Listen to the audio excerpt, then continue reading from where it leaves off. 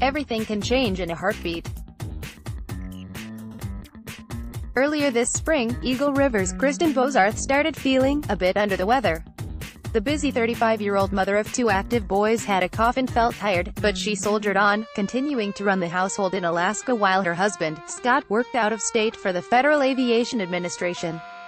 She was doing everything, taking our kids to scouts, taking the kids to swim practice. We have 3 dogs, Scott said. Scott Bozarth said his wife is someone who simply puts her head down and gets things done without complaint. She's not an emotional person, she's just stoic, steady, he said. That's her character. The day before Scott returned home, Kristin finally decided to visit the doctor's office, where a chest X-ray showed fluid in her lungs. After taking a couple days off from work as a social studies teacher at the Anchorage Stream Academy, her condition declined quickly. On May 18, she was admitted to the emergency room in Anchorage. There, the news was devastating. The fluid in Kristin's lungs was caused by a lack of circulation. Her heart was failing. It happened so fast, Scott said. Kristin spent 2 days at the cardiac intensive care unit in Anchorage before she and Scott were flown to the University of Washington Medical Center in Seattle. I didn't even have time to go home and get a toothbrush, he said in a phone interview Saturday from Seattle. At UWMC, doctors installed a temporary pump to help keep Kristin's heart going. Scott said she's currently stable and will need several weeks to heal up from surgery. And her fight is just beginning. She still needs a transplant, there's just no way around that, he said. Kristin is on a waiting list for a new heart, but the process could take months. Hopefully it is not that long, he said. Photo courtesy of Scott Bozarth. Photo courtesy of Scott Bozarth. The family's sudden medical emergency has thrown the Bozarths' lives into chaos.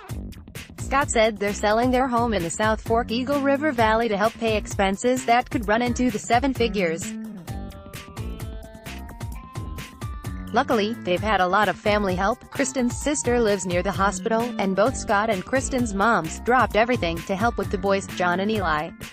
They've also started, reluctantly at first, a GoFundMe.com account to help pay the astronomical costs associated with a heart transplant. Scott Bozarth said his family has insurance, but that he's been told the ongoing expenses will far outstrip his ability to pay. Just before we left Anchorage, the head cardiac nurse came in the room and gave us a talk about what we should expect, he wrote on the GoFundMe page. One thing she hit on several times was that we had to start a crowdfund as soon as possible, because not even the best insurance covers all the unforeseen costs associated with a heart transplant and the life changes that follow. Scott said he and Kristin were initially against the idea. We did not want to do this, he said. According to consulting firm Milliman, which tracks organ transplant costs in the U.S., the average wait for a heart transplant is 191 days, and the average cost is nearly $1.4 million. As the reality of their situation set in, Scott said the couple realized they had no choice but to reach out to their friends and neighbors. We are definitely going to need that help, he said. Photo courtesy of Scott Bozarth. Photo courtesy of Scott Bozarth. The morning after setting up the account, Scott said he and his wife were shocked to see how many people had already donated to their cause. That was when we sorta had our breakdown moment, he said. The money has poured in, from strangers, former students, Navy buddies Scott hasn't seen in years. Real estate agent Gary Becker is selling the family's home commission-free.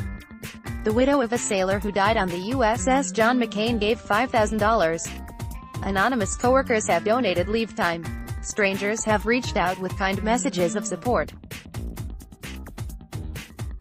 One of Kristin's former students chipped in $5. In a little more than a week, the page had raised more than $100,000 from 645 donors. Each gesture, large or small, is deeply felt, Scott said.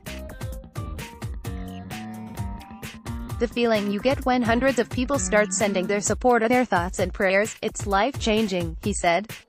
The support has helped provide much-needed strength in the family's time of need. If you're going to cry tears of joy, that's a lot better than having these sorrowful types of feelings, he said. After seeing so many people reach out, Scott said he and his wife shared a pledge. "We said, when this is all said and done, we need to be better people," he said. Scott said he's scrolled past online calls for help before. Now that he's in a position of needing help, he said his outlook has changed. "Never will I do that again," he said.